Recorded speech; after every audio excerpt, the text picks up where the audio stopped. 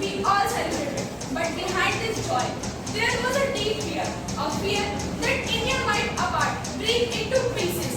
There were more than 560 princely states, each with its own rulers, flag, and army.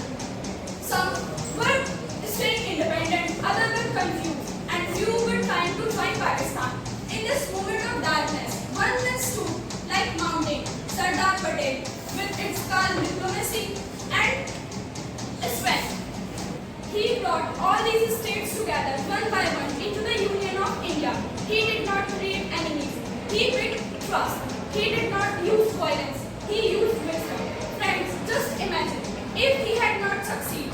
There were no united India today, no Kashmir, no Junagadh, and no Hyderabad. Because of its sacrifices and sleepless nights, we live in a united India today. His work was not celebrated with fanfare. He did not want credit or glory. All he wanted for a peaceful and united India. When we look at the Statue of Unity, we must remember that it is not just a statue of steel and bronze. It is a statue of man whose heart beaten only for Bharat Mata. Let us bow our hat in gratitude of